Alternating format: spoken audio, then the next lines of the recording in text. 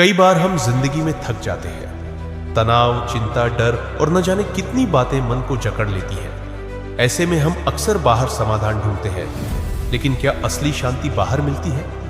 हमारी तलाश हमें एक अनोखी जगह ले गई, सतलोक आश्रम सोजत। वहां सिर्फ भक्ति नहीं थी, वहां ज्ञान था। वहां शांति सिर्फ दीवारों में नहीं, लोगों के भीतर महसूस हो रही थी। वहां हमने बात की संत रामपाल जी महाराज के एक ऐसे शिष्य से जो न किसी किताब से, न किसी भाषण से, बल्कि अपने अनुभव से जानते हैं कि मंत्र की शक्ति क्या होती है। संत रामपाल जी महाराज सिखाते हैं, सच्चा मंत्र वही है जिसे स्वयं परमेश्वर कबीर साहिब ने दिया था। वो मंत्र जो हमें न केवल मन की शांति देता है, बल्कि कर्म बंधनों से भी मुक्ति दिला सकता है। ये मंत्र केवल जपने की चीज नहीं, ये समझने, अपनाने और जीने का मार्ग है। इस पॉडकास्ट में हम समझेंगे मंत्र की असली परिभाषा क्या है, सच्चा मंत्र देने के असली हकदार कौन है, और कैसे ये मंत्र आज की भागदौड़ भरी दुनिया में हमें शांति महसूस करवा सकता है। तो चलिए इस यात्रा में हमारे साथ, जहां हम जानेंगे मंत्र की असली शक्ति को संत रामपाल जी महाराज की शिक्षाओं के द्वारा। यह सिर्फ एक पॉडकास्ट नहीं, ये एक अनुभव है, द पावर ऑफ मंत्रा। नमस्कार, आप सुन रहे हैं ऐसे न्यूज से ये खास पॉडकास्ट। मैं हूं आपकी होस्ट त्रिशा, रिपोर्टिंग फ्रॉम सतलोक आश्रम सोजत। दर्शकों, आज के इस खास पॉडकास्ट का हमारा सब्जेक्ट है द पावर ऑफ मंत्र। मंत्र एक ऐसी शक्ति है जो कई लोगों की बीमारियां भी ठीक कर सकती है, कई लोगों के जीवन में चमत्कार भी ला सकती है और कई लोगों के जीवन को परिवर्तन भी कर सकती है। मंत्र सिर्फ एक उच्चारण नहीं है, मंत्र एक ऐसी शक्ति है जो असाध्य रोगों को भी ठीक कर सकती है। दर्शकों, आज के इस खास पॉडकास्ट में हम आपको मंत्र के बारे में सही और सचोट जानकारी देंगे। दर्शकों, जैसा कि हम सभी जानते हैं, पुराने जमाने में जो संत महंत होते थे, जो तप किया करते थे, तो जो संत महंत तप करते थे वो हजारों वर्षों तक बिना खाए पिए, यानी कि अन्न और जल ग्रहण करे बिना ही वो समाधि लगाते थे और तप करते थे। तो आखिर वो समाधि में कौन से मंत्र का जाप करते होंगे? सच्चा मंत्र किसे कहते हैं? मंत्र का अर्थ क्या होता है? सच्चा वास्तविक मंत्र मिलने के बाद हमारे जीवन में क्या क्या परिवर्तन आ सकते हैं? इन सभी चीजों के बारे में आज के इस पॉडकास्ट में आपको जानकारी मिलेगी। दर्शकों, आज के इस पॉडकास्ट में हमारे साथ दो खास मेहमान जुड़ चुके हैं, जिनका नाम है विराट शाह और दूसरे मेहमान का नाम है राजेश पटेल। दर्शकों, ये दोनों संत रामपाल जी महाराज जी के शिष्य हैं। इन दोनों शिष्यों से हम आज के पॉडकास्ट में पावर ऑफ मंत्र के बारे में बातचीत करेंगे। सर जी, आपका बहुत बहुत स्वागत है हमारे इस खास पॉडकास्ट में। सर, हम आपसे सबसे पहले तो ये जानना चाहेंगे कि आप संत रामपाल जी महाराज जी के शिष्य कैसे बने? जी, आज से 2017 में हमने जब पहली बार गूगल में सर्च करना शुरू किया कि पहले हम शिव भगवान के पुजारक थे और हनुमान जी की पूजा करते थे, तो हमें कहीं ना कहीं लगता था कि इनके अलावा ऊपर कोई है नहीं। तो एक बार हमने जब संत रामपाल जी महाराज जी की पुस्तक ज्ञान गंगा, जिनका ऑनलाइन के ऊपर देखा और उनका गहराई से उसका अध्ययन किया, तब पता चला कि हम जो भक्ति कर रहे हैं वो तो आधी अधूरी, उसके ऊपर भी कई सारी भक्तियां हैं, उसके ऊपर भी बहुत सारे भगवान हैं जिनकी भक्ति करने से हमें पूर्ण मोक्ष मिल सकता है। हम जो भक्ति कर रहे थे उसमें कहीं ना कहीं प्रमाण नहीं मिला। जो सदगुरुदेव जी, संत रामपाल जी महाराज जी ने जो बताया था वो उसके साथ मेल नहीं खा रहा था, हम जो भक्ति कर रहे थे। जिसके चलते हमने ज्ञान गंगा पुस्तक पूरी पढ़ी। ज्ञान गंगा पुस्तक के अंदर हमने जो सदगुरु रामपाल जी महाराज जी के द्वारा जो हर एक प्रकार के जो भी शिव पुराण में से निकाल के बताया गया कि शिव भगवान ही पूर्ण भगवान नहीं। फिर उसके बाद हमने उनकी जांच की शिव पुराण के अंदर, जो संत रामपाल जी महाराज जी ने उसके ऊपर टिप्पणी की थी और उसके अंदर लिखा था कि आप ये शिव पुराण के अंदर जाके आप चेक कर सकते हो, ये अध्याय के अंदर, ये श्लोक के अंदर, तो आपको पता चलेगा कि वो पूर्ण परमात्मा नहीं है, उसके ऊपर भी कोई भगवान है जिनकी आपको भक्ति करनी चाहिए। फिर हमने उनका अध्ययन करके प्रूफ पाया। फिर हमने संत रामपाल जी महाराज जी के पास से 2017 में नाम लिखा। सर जी, आप बताइए।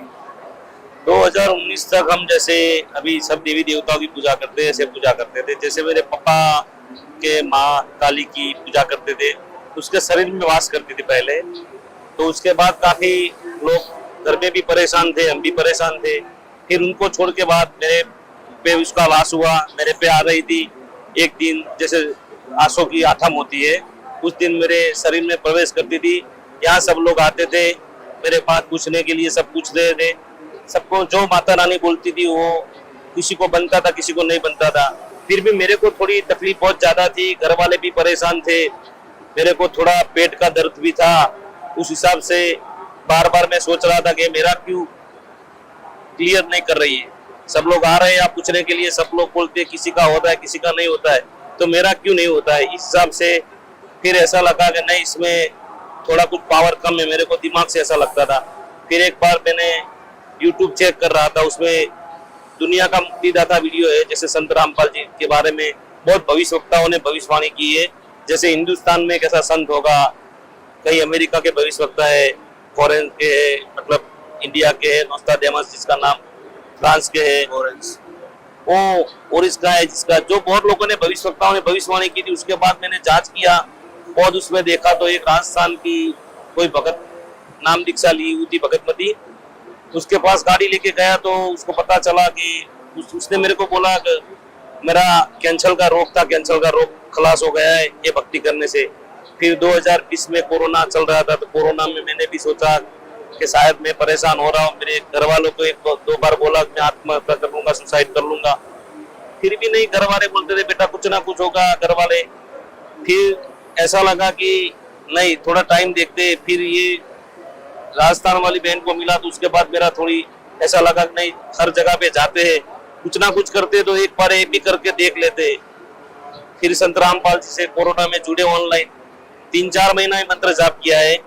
जैसे पुस्तक सेवा में गुरुजी बताते जाने से अपना दुख हल होता है, जैसे जा रहे थे तो बार बार पुस्तक सेवा कर रहे थे। 3-4 महीने के बाद मेरा दर्द हर रोज खत्म हो गया। पहले मेरे को ऐसा था, दिन में सुबह एक बार खा लेता था तो पूरे दिन में 8 से 10 बार टॉयलेट जाना पड़ता था। जिस दिन गुरुजी से नाम दीक्षा लिया, उससे अगले दिन बोला गुरुजी आज से मेरे को ये प्रॉब्लम सॉल्व हो जाती है, तो मैं कल तुम्हारी नाम दीक्षा ले लूंगा।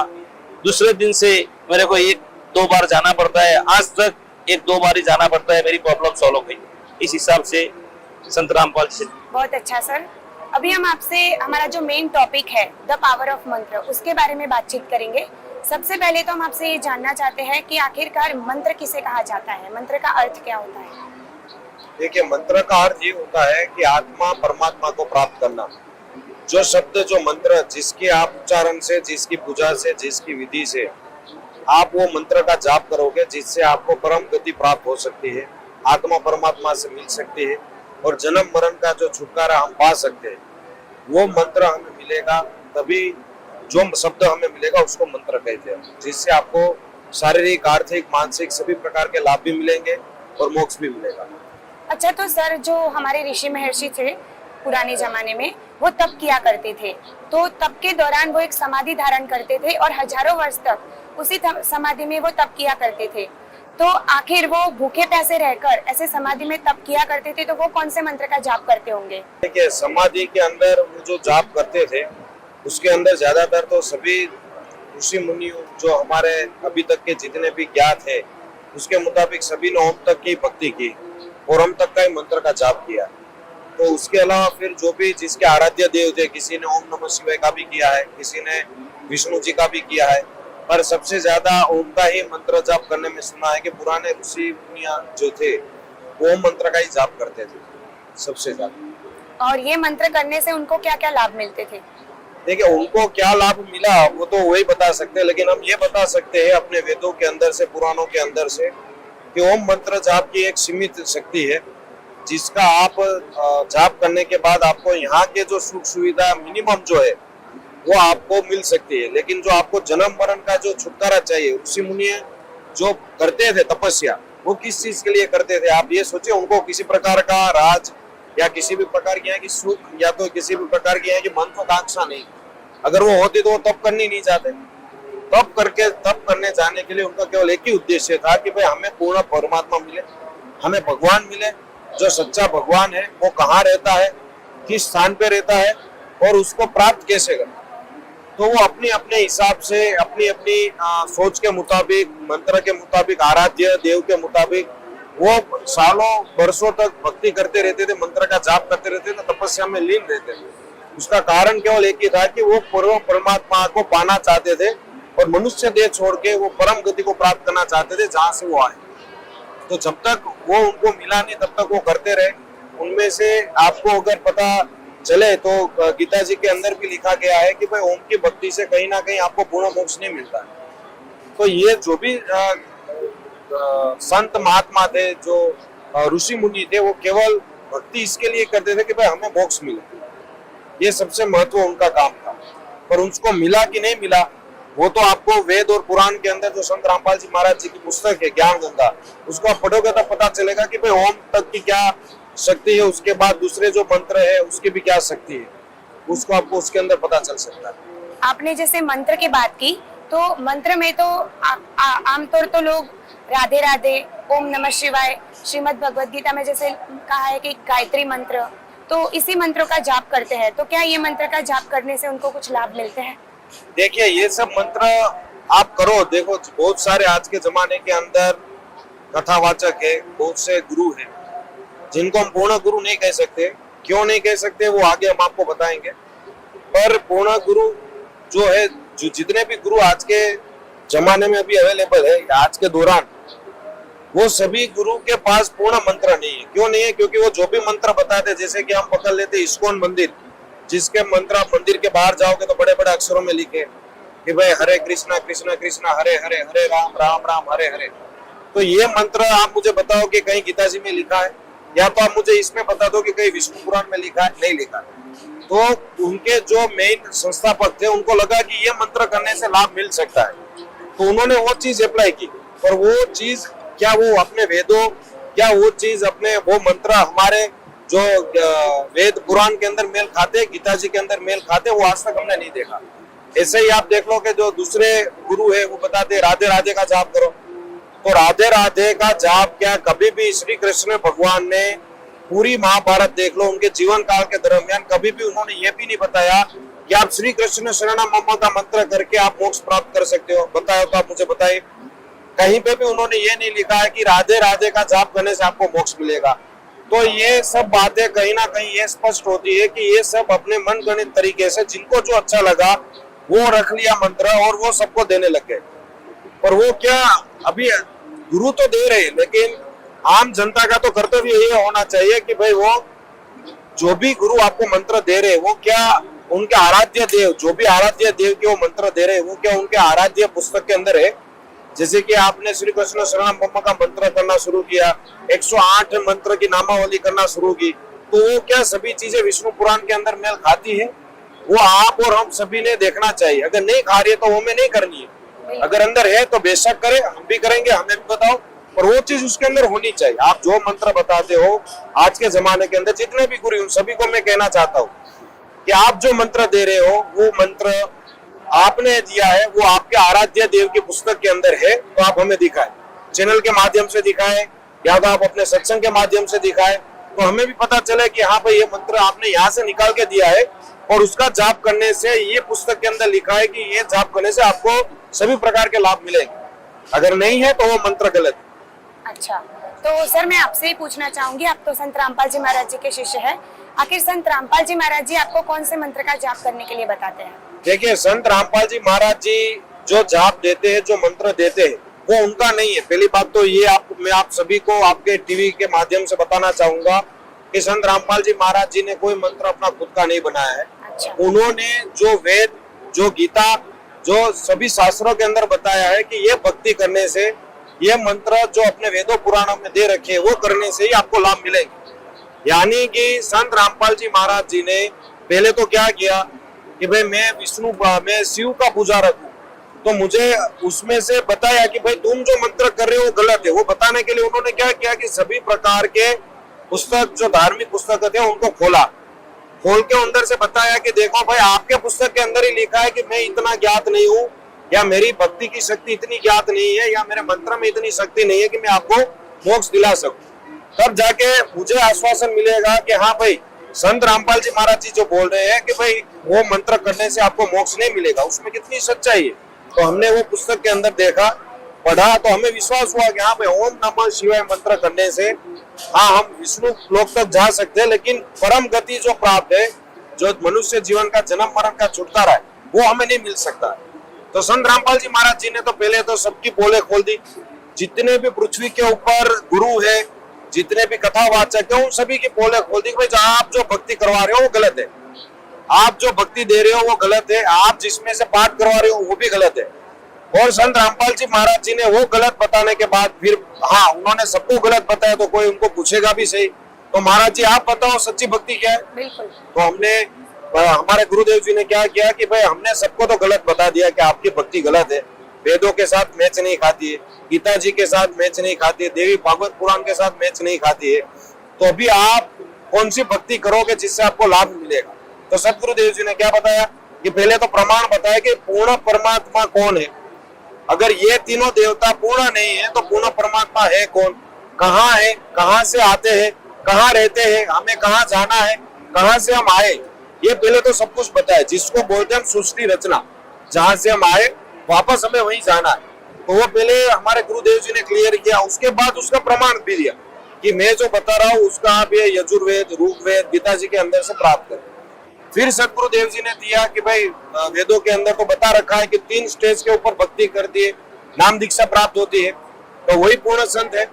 तो उन्होंने 3 स्टेज के अंदर भक्ति बताई। पहले प्रथम मंत्र की नाम दीक्षा मिलती है, उसके 4 महीने के बाद आपको दूसरा मंत्र जो गीता जी के अंदर है ओम तत् सत, उसमें से केवल ओम और तत्, उसको किस प्रकार से करना है, किस हिसाब से करना है वो सिखाया, जिससे क्या लाभ मिलता है वो भी बताया।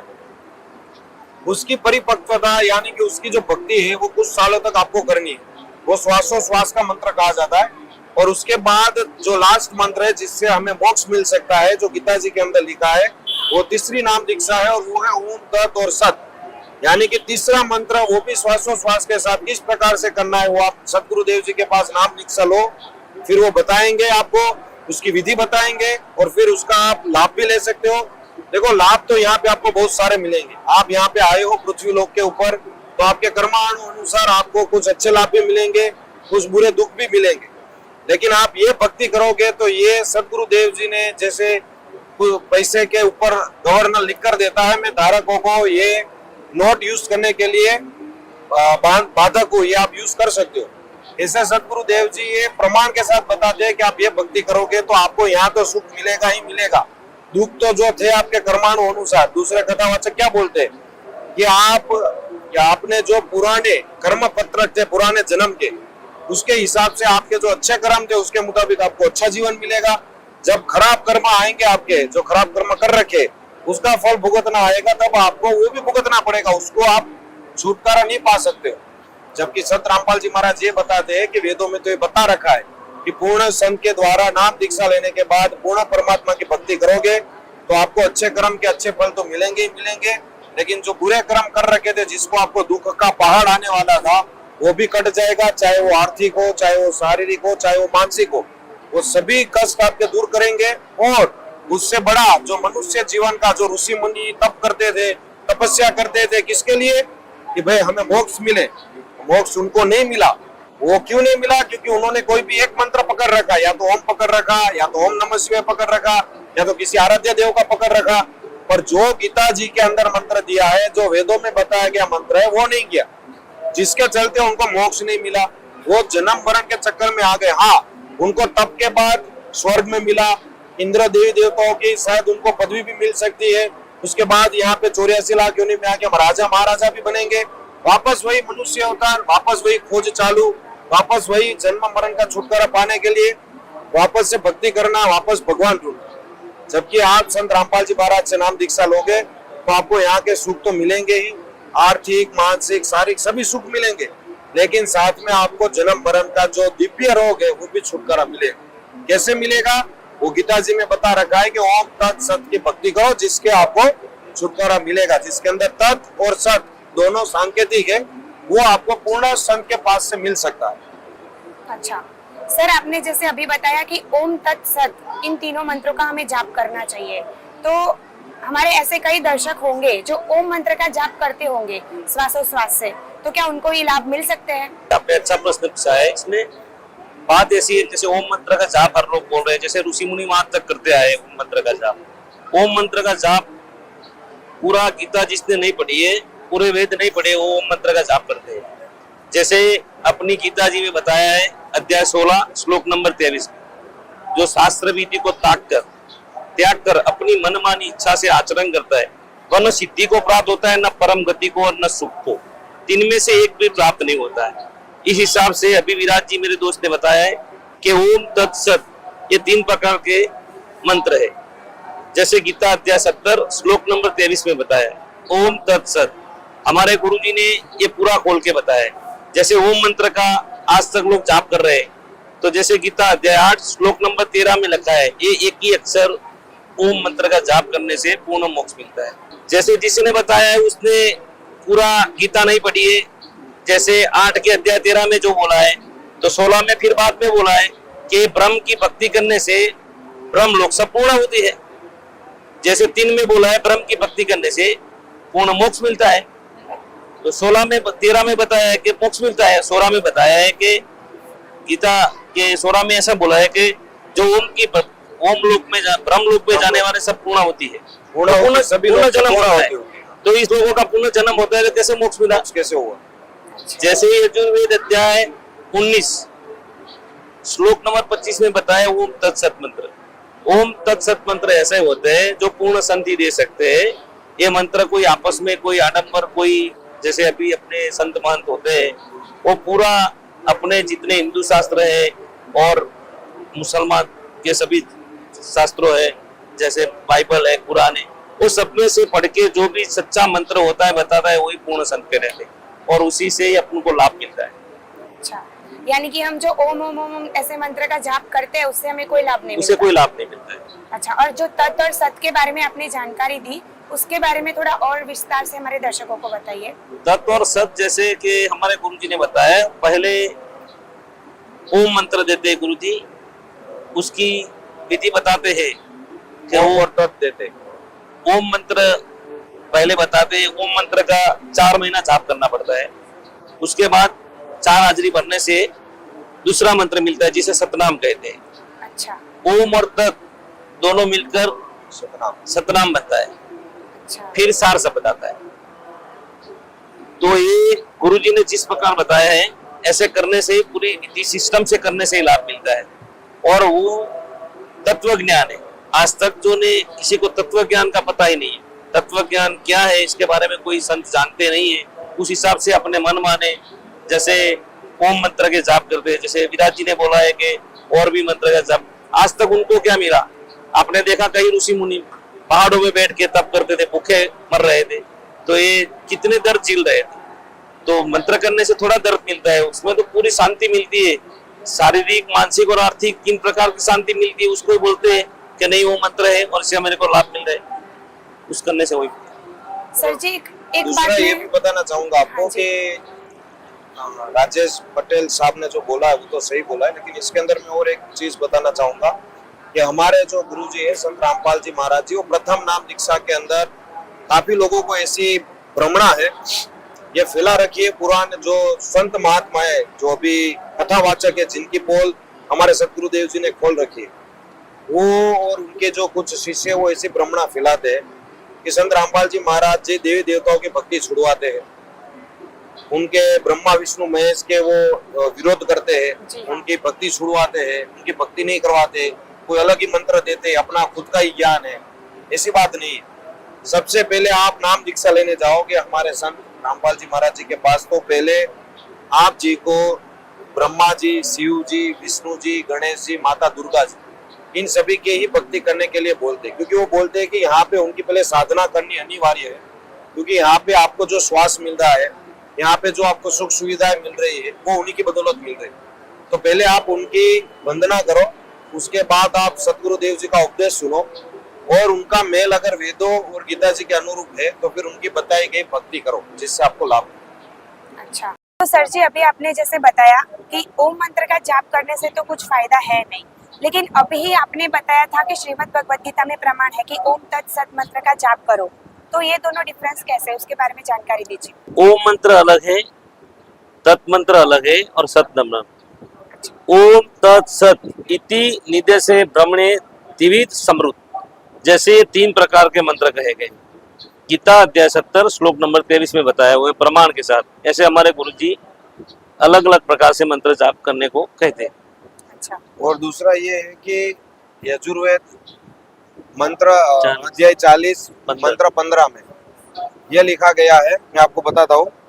जैसे कि ओम नाम का स्मरण कार्य करते करते करो, विशेष तड़प के साथ करो, मनुष्य जीवन का परम कर्तव्य मान के स्मरण करो। ओम का जाप मृत्यु पर्यटन करने से इतना अमरत्व प्राप्त हो जाएगा कि जितना ओम के स्मरण से होता है। तो ये यजुर्वेद के अंदर बताया गया है कि भाई ओम का जाप आप काम करते करते मुखारविंद से बोलते बोलते करो। तो अभी इसका मैं आपको एक चीज और बताता हूँ कि हमारे गुरुदेव जी जो बताते हैं कि आप ओम मंत्र का जाप 1000 बार मुख से बोल बोल के किया, उसकी जगह पे आपने केवल एक बार मानसिक रूप से किया। 1000 मुख से बोला और एक बार मानसिक किया, वो उनका लाभ एक बराबर मिलता है। और 1000 बार आपने मानसिक रूप से जाप किया और एक बार आपने सतनाम मंत्र का जाप श्वासोश्वास से किया, जो हमारे गुरुदेव जी बता रहे उस हिसाब से, तो उतना उनको लाभ मिलता है। यानी कि आप 1000 बार मन में अपने हिसाब से बोलना शुरू किया मानसिक रूप से, और वही चीज को आप हमारे गुरुदेव जी ओम तत् यानी कि सतनाम की विधि जो बता रखी है उसके मुताबिक आप करो, देखो तो 1000 मंत्र बराबर एक मंत्र वो होगा।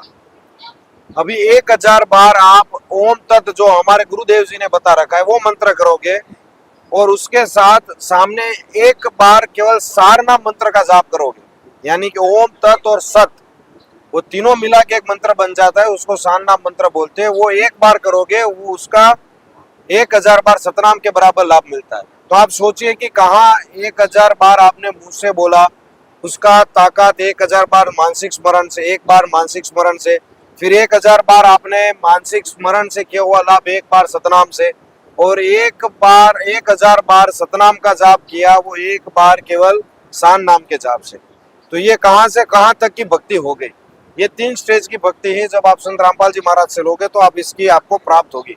तो ऐसा नहीं है कि ओम जाप से आपको कुछ लाभ नहीं मिलता, मैंने पहले ही बताया था आपको कि कुछ ना कुछ तो लाभ मिलता है, पर जो लाभ जन्म मृत्यु का छुटकारा पाने के लिए चाहिए और जितनी भक्ति चाहिए वो इस हिसाब से करोगे तो वो भक्ति मिलेगी। आपको गेप पता चल गया कि एक बार मुखारविंद से बोलने का फल और एक बार श्वासोश्वास से सार नाम करने का फल कितना फर्क है। तो ये भक्ति होती है जिससे आपको जल्दी मोक्ष मिल सकता है। सतनाम के बारे में जैसे आपने बताया, तो बाकी जो भी कबीरपंथी है वो भी सतनाम का जिक्र करते हैं। हाँ। तो वो जो सतनाम बताते हैं और संत रामपाल जी महाराज जी जो सतनाम बताते हैं उसमें क्या डिफरेंस है? देखिए, पहले तो उन लोगों को तो यही नहीं पता है। जो मैं तो बोलना चाहूंगा कि दूसरे कबीरपंथी है उनको तो यही नहीं पता है कि सतनाम खाना चाहिए कि पीना चाहिए, वो भी उनको नहीं पता है।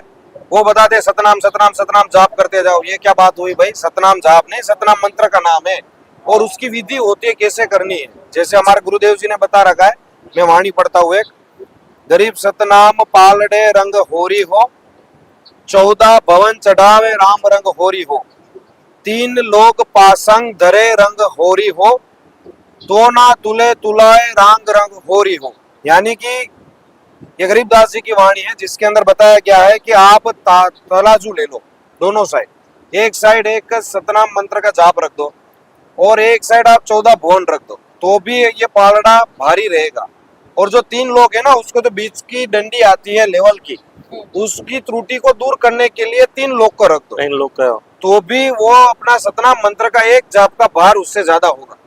14 भवन एक साइड रख दिए, 3 लोग को त्रुटि दूर करने के लिए रख दिया, तो भी सतनाम का एक जाप भारी रहेगा। इतना सतनाम मंत्र का जाप सक्षम है, इतनी उसके अंदर ताकत है, इसकी उसके अंदर शक्ति है। अभी ये बता दे सतनाम सतनाम सतनाम बोले जाओ, ये कोई मंत्र थोड़ी हुआ, ये तो उल्लू बनाने की स्कीम है पूरी। वो लोग बन भी रहे, देखते नहीं है। देखो, पढ़ाया लिखा है भगवान ने आपको, आप उसको शास्त्रार्थ करो, चेक करो, उनको प्रश्न करो कि ये सतनाम सतनाम बोलना क्या वो मंत्र है तो कहाँ पे लिखा, आप हमें बताओ। अगर वो सच है तो करो, ऐसे ही कोई किसी ने बोल दिया और अंधे गधे की तरह पीछे चल दिए, हाँ भाई बोल दिया करो करो करते रहे। क्यों? आप पढ़े लिखे इंसान हो। हाँ, जब तक आपको अक्षर ज्ञान नहीं था तब हम चलो मानते हैं कि आपने मान लिया। अगर पढ़े लिखे नहीं हो, आपको पता नहीं, हाँ भाई इसने बोला, मन में संतुष्टि हुई तो हमने मान लिया, हमने भक्ति शुरू कर दी। पर अभी तो आज का समाज तो पढ़ा लिखा है, तो क्यों ये जो दूसरे आचार्य है, जो दूसरे कथावाचक है, जो दूसरे नकली गुरु है, जो आम संगत को, आम जनता को बेवकूफ बना रही है, वो तो मैं वो जनता को कहना चाहता हूँ कि आप एक बार आप अपने गुरु को पूछो कि ये मंत्र कहाँ पे लिखा है। वो लिखा है तो हमें बताओ, क्या वो अपने वेदों के साथ मेल खाता है? क्या वो मंत्र गीता जी के अंदर मेल खाता है?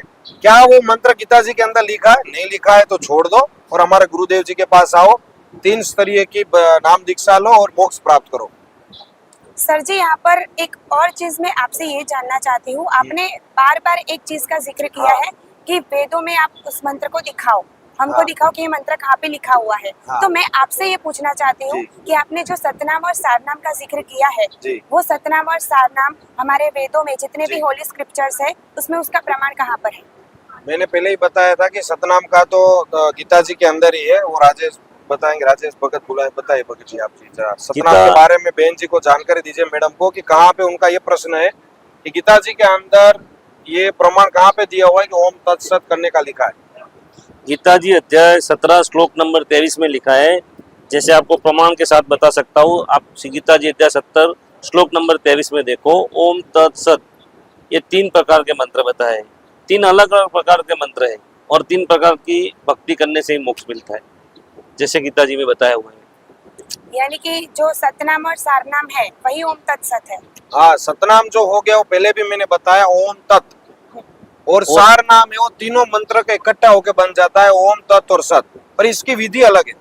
ओम तत् की विधि अलग है, ओम तत् और सत की विधि अलग है। वो आप हमारे सदगुरुदेव जी के पास आइए, उनके पास से पहले तो पहले चरण की नाम दीक्षा ले, उसके बाद दूसरे चरण की यानी कि ओम तत् की ले, फिर उसके बाद ओम तत् सत की ले, फिर आपको पता चलेगा कि इस प्रथम नाम क्या है, सतनाम क्या है और सार नाम क्या है। सार नाम तीनों मंत्र का जाप है और सतनाम है वो 2 मंत्र का जाप है। और ये जो सतनाम और सारनाम है, अगर कोई व्यक्ति विशेष उसका जाप करता है तो उसको क्या मोक्ष की गति मिल जाएगी?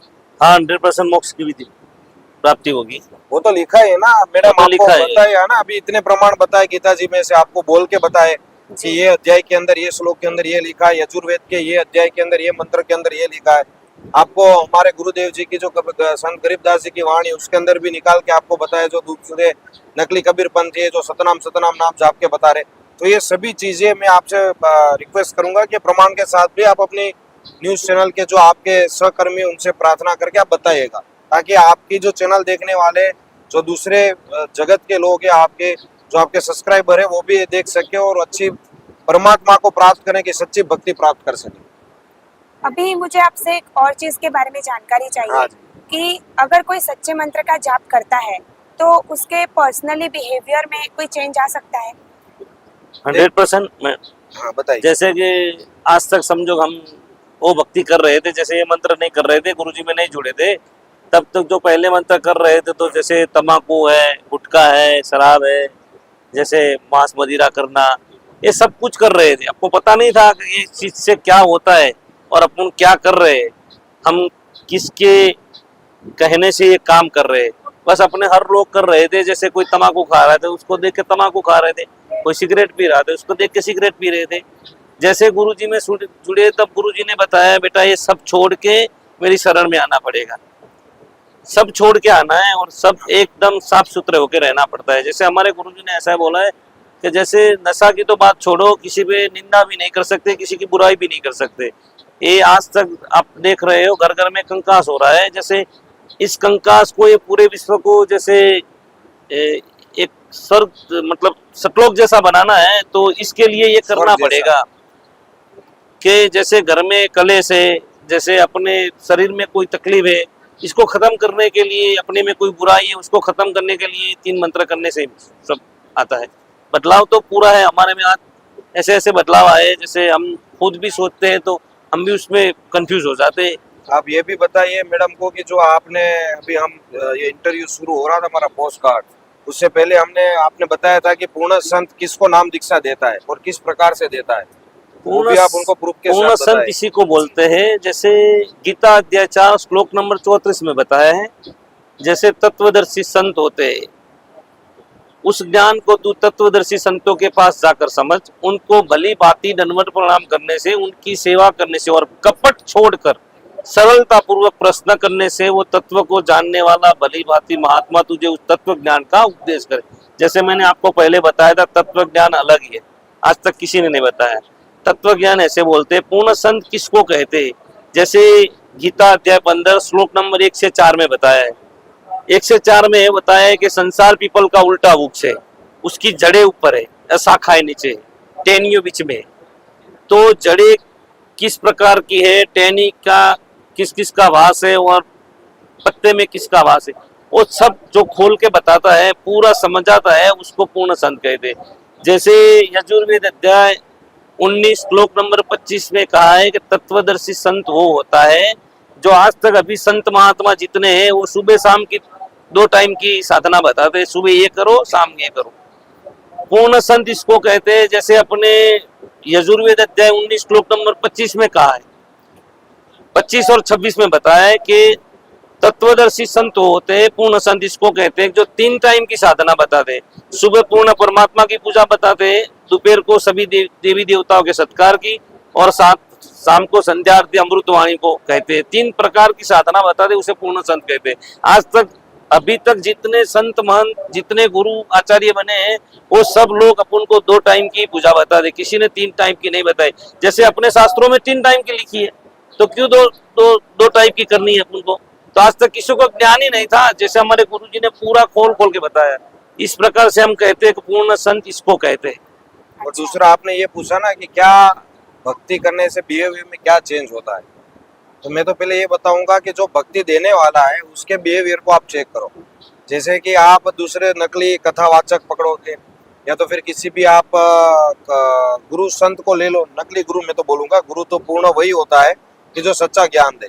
और अभी तक हमें संत रामपाल जी महाराज के अलावा पूर्ण गुरु पूरे वर्ल्ड में हमें नहीं मिला है, ना ही उसके अलावा पूरे विश्व में कोई ऐसा संत है जो संत रामपाल जी महाराज को झूठा साबित कर सके।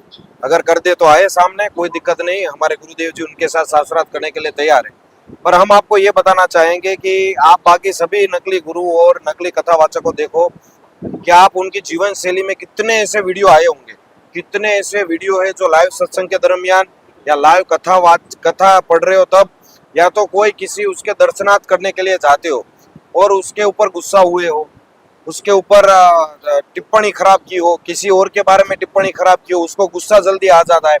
तो संत का स्वभाव तो शील होना चाहिए, शीतल होना चाहिए, सबके लिए प्रेम भाव होनी चाहिए। तो ये सभी चीजें जब तक वो गुरु के अंदर नहीं है तो आपके अंदर कहाँ से आएगी, वो शिष्य के अंदर भी कहाँ से आएगी।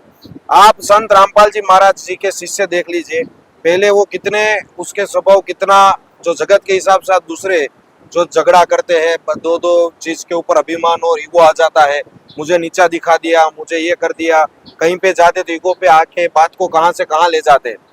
तो आप संत रामपाल जी महाराज के शिष्य को देखोगे ना, तो वो 16 श्रृंगार करके बैठते, उसके अंदर क्षमा पहले होते हैं, विवेक पहली होती है, उनमें दया भावना होती है, शांत स्वभाव होता है, सबके साथ आदर सत्कार, उनको मान क्या अभिमान क्या कुछ नहीं। उनको पता चल गया कि भाई सत भक्ति यही है, सत भक्ति करने से उनके स्वभाव में चेंज आता है। आप कोई भी शिष्य संत रामपाल जी महाराज जी को ले लो, आप उनको अगर गाली भी दे दोगे तो वो 2 हाथ जोड़ के चला जाएगा। ये होती है शीतलता, ये होती है सच्ची भक्ति की शक्ति।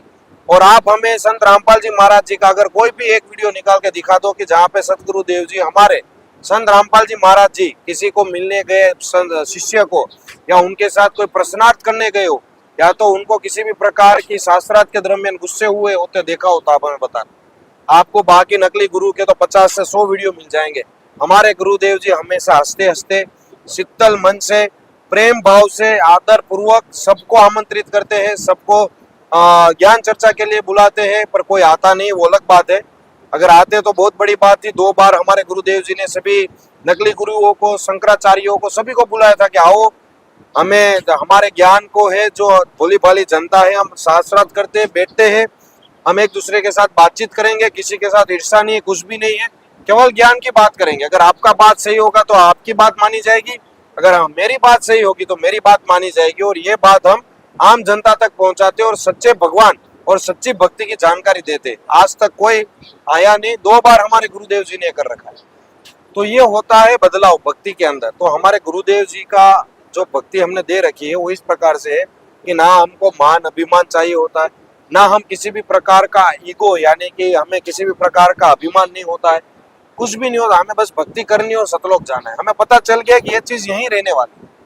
जब तक आपको भक्ति पता नहीं चलती तब तक आप ये सब खींचातानी करोगे, पैसे कमाओगे। पैसे के लिए गलत काम करोगे। लेकिन हमारे गुरुदेव जी ने जो हमें शिक्षा दी है वो इस प्रकार से है कि बेटा कभी गलत नहीं करना है, कभी झूठ नहीं बोलना है, कभी किसी का गलत नहीं करना। आप खुद ठग जाओ लेकिन दूसरों को ठगना नहीं। ये हमारे गुरुदेव जी ने हमें भक्ति के दौरान हमें शिक्षा दी। और ये हर एक संत रामपाल जी महाराज के शिष्य के अंदर है। बहुत सारे ऐसे वीडियो आपको मिल जाएंगे ऑनलाइन के ऊपर कि जो करोड़ों रुपए का माल मुद्दा पकड़ा गया हो, रोड पे गिर गया हो, तो उनको संत रामपाल जी महाराज जी कॉल करके उनको पहुंच के वापस लौटाते। ऐसे बड़े बड़े सोने के हार भी कहीं हमारे शिष्यों को मिल चुके जो जाके वापस लौटाते। बड़े बड़े पैसे के चेक या तो किसी का पाकिट या किसी की बैग, उसका नंबर निकाल के वहां पे पहुंचा है। बहुत सारे ऐसे वीडियो मिल जाएंगे आपको।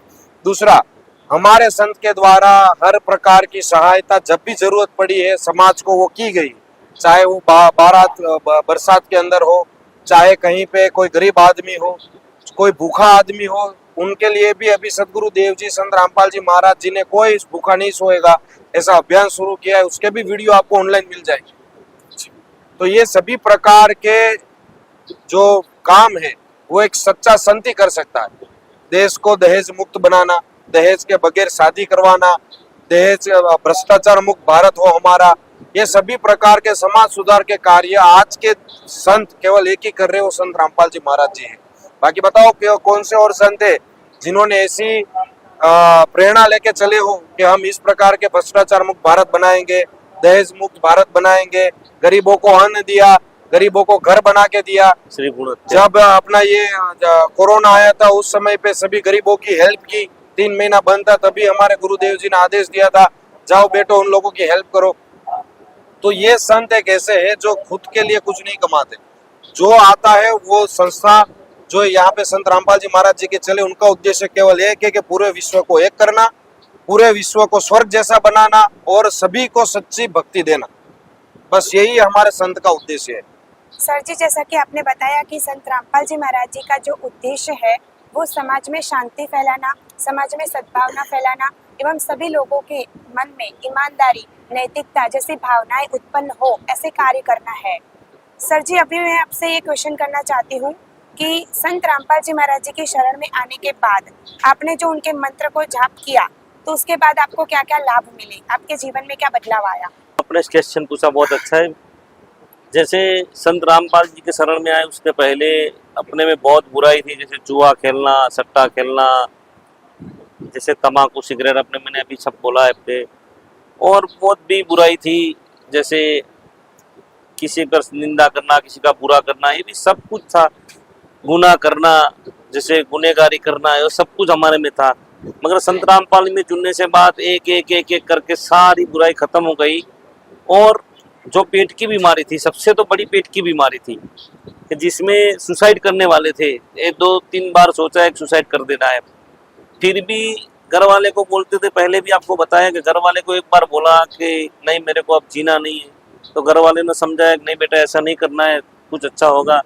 मगर संत रामपाल में जुड़ने के बाद जो आर्थिक, शारीरिक और मानसिक 3 प्रकार के लाभ मिले।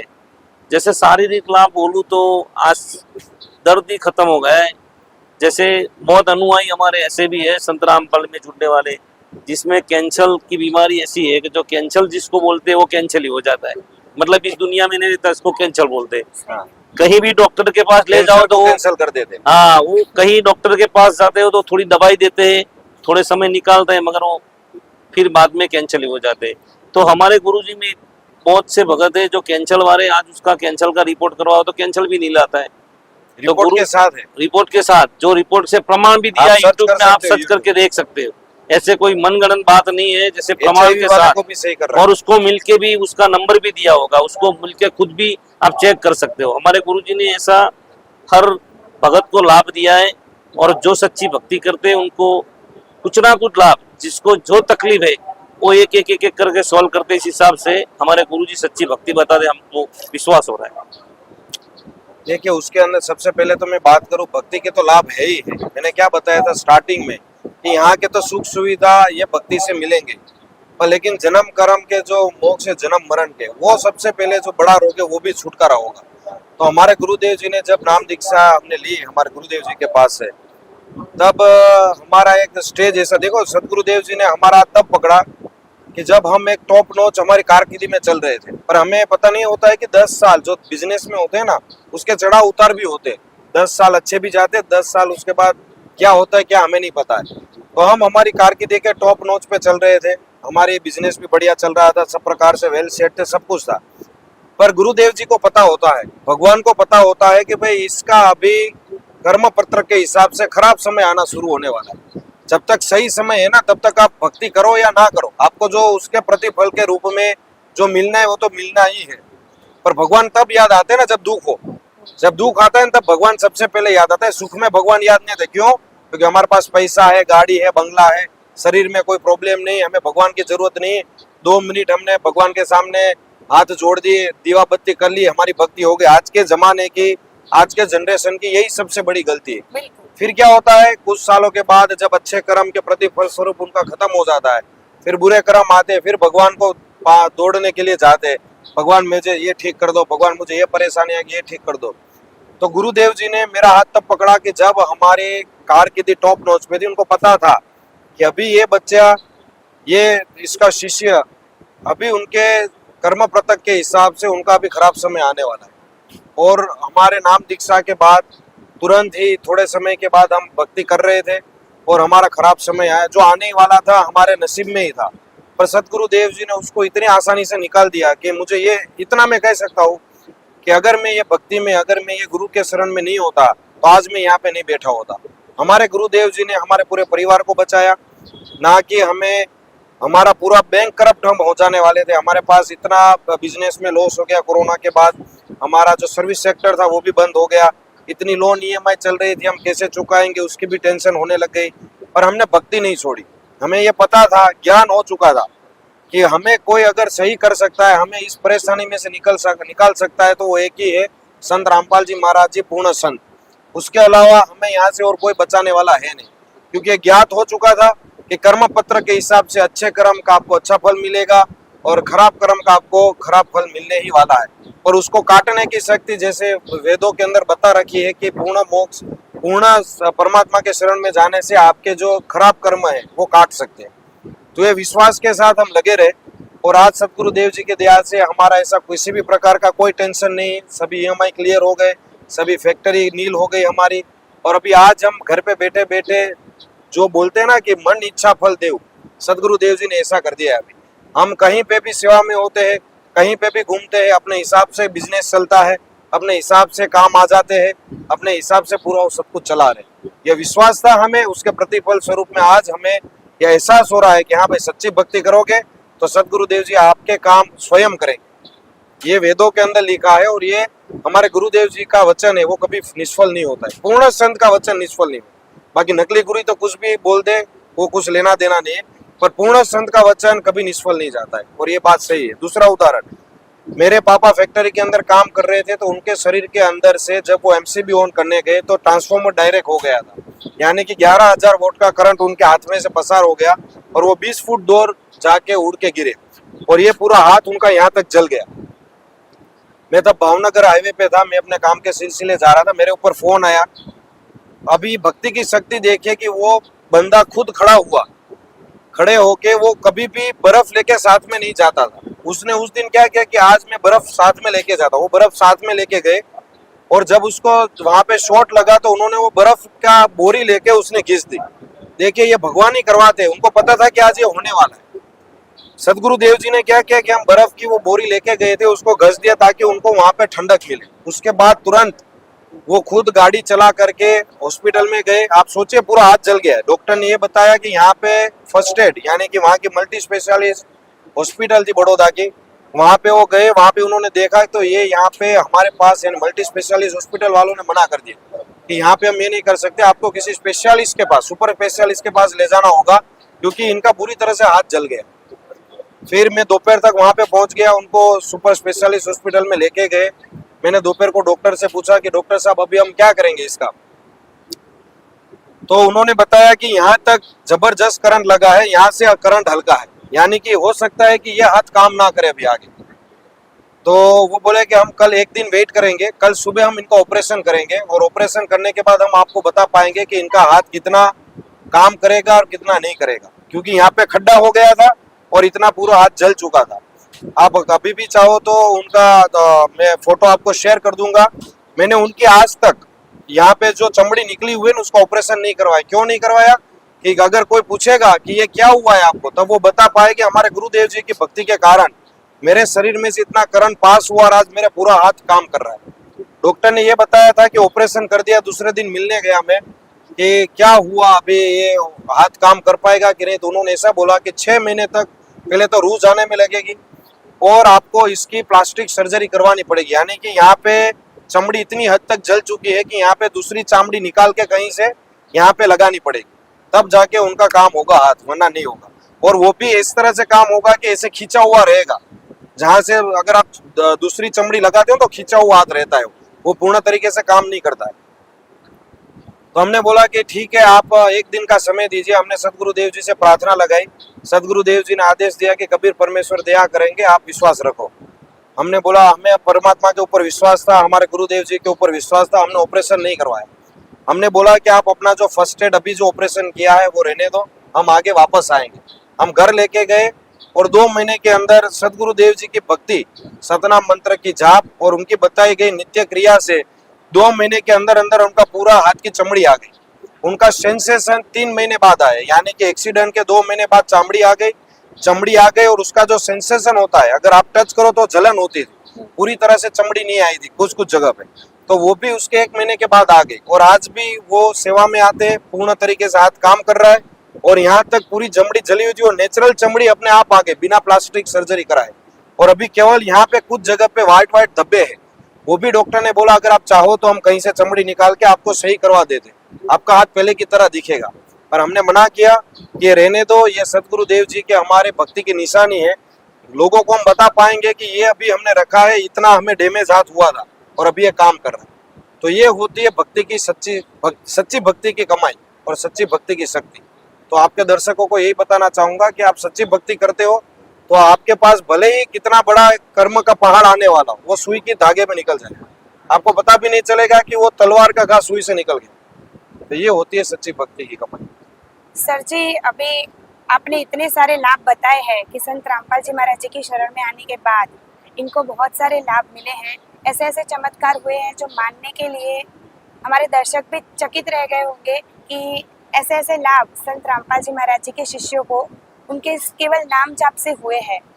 तो सर जी, एक और चीज़ के बारे में भी हम जानना चाहेंगे कि कोई व्यक्ति हो अगर इमोशनली, फिजिकली या फिर मेंटली परेशान हो और उस व्यक्ति को आप कुछ संदेश देना चाहते हो तो आप क्या दोगे?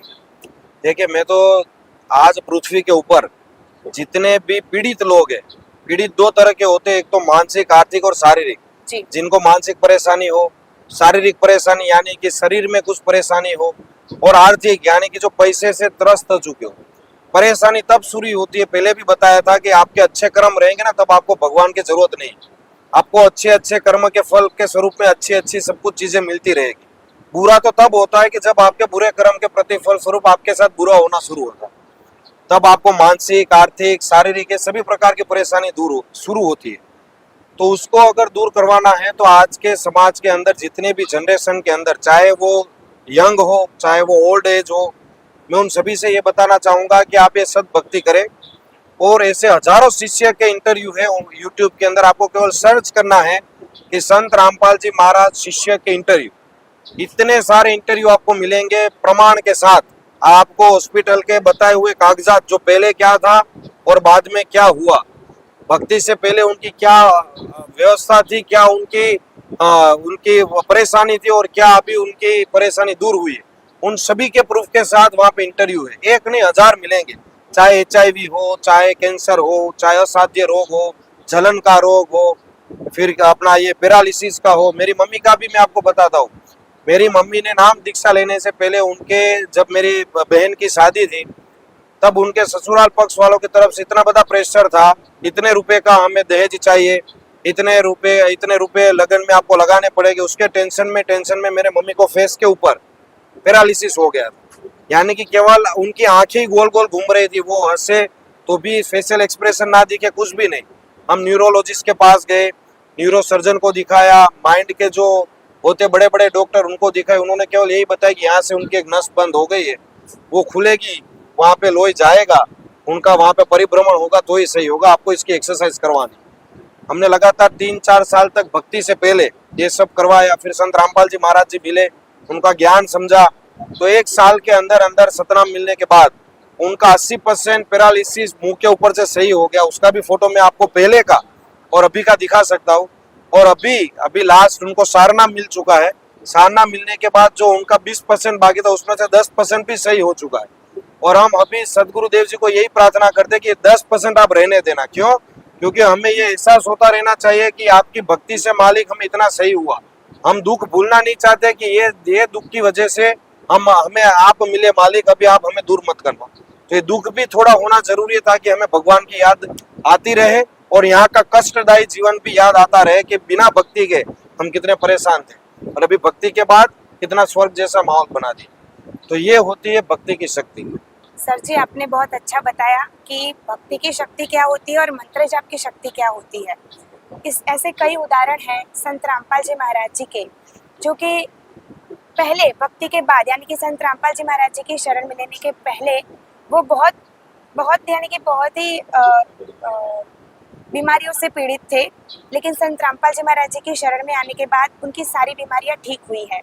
सर जी ने जैसे बताया कि संत रामपाल जी महाराज जी के भक्तों के इंटरव्यूज भी आपको वेबसाइट पर या फिर यूट्यूब चैनल पर मिल जाएंगे, जो आप देख सकते हैं, जिससे प्रमाण के साथ आपको वो दिखाएंगे कि कैसे वो पहले बीमार थे और कैसे उनकी बीमारी ठीक हुई। बीमारी के साथ साथ मेंटली, इमोशनली, फिजिकली सारे लाभ संत रामपाल जी महाराज जी उनके शिष्यों को देते हैं।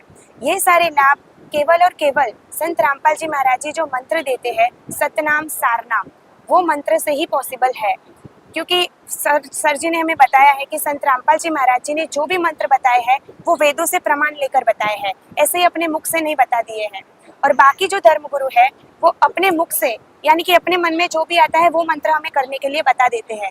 लेकिन सतनाम और सारनाम एक ऐसे मंत्र है जो वेदों में से प्रूफ लेकर संत रामपाल जी महाराज जी ने हमें दिखाए हैं, जिसका मंत्र का जाप करने से आपको जो भी लाभ मिले, सांसारिक लाभ तो मिलेगा ही मिलेगा, साथ साथ में आपकी मोक्ष की गतिविधि भी होगी। तो ऐसे ही और भी जानकारी के लिए ऐसे पॉडकास्ट के साथ हमारे साथ जुड़े रहिएगा, जिससे आपको नई नई जानकारी मिलती रहे। ऐसे ही संत रामपाल जी महाराज जी के शिष्यों को हम पॉडकास्ट में लाते रहेंगे, संत रामपाल जी महाराज जी के शिष्यों से नई नई बातचीत करते रहेंगे, जिससे हमें पता चले कि संत रामपाल जी महाराज जी कैसी भक्ति विधि बताते हैं, कैसे कैसे लाभ उनके शिष्यों को मिलते हैं। बने रहिए हमारे साथ। धन्यवाद।